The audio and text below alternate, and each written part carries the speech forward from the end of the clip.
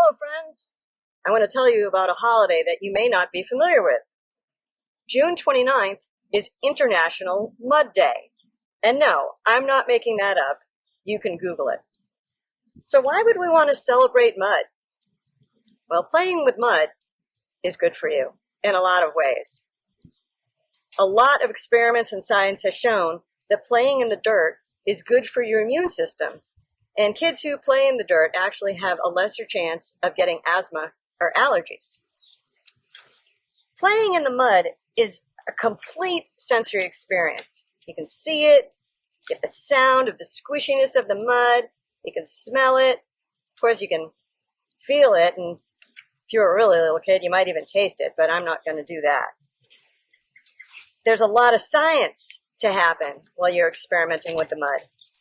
What'll happen if I do this? I'm going to try an experiment, see if I can make a mud ball. Sometimes it'll work, sometimes it won't. And if it doesn't work, what can I do different?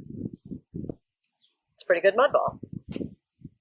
When I was a kid, if somebody washed the car or if it rained a lot, we would get a small pond at the end of my driveway.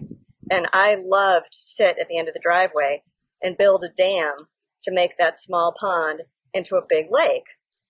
And then, once the lake got too big and went out into the street, I would break my dam and flood the whole town that I had imagined.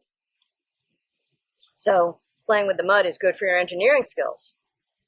You can do a lot of art with mud, drawing on the ground or on yourself. It's a lot of fun, it feels good, and I'll tell you, when you're all done and you wash yourself off, your skin feels great. And you might be thinking, well, gosh, it's a mess, but it's really not that hard to clean up. I mean, just have a bucket of water handy, or you can just hose yourself off.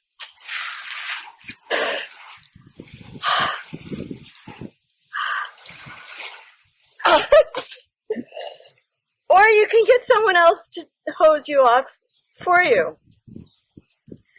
Anyway, happy International Mud Day. Thanks for joining me.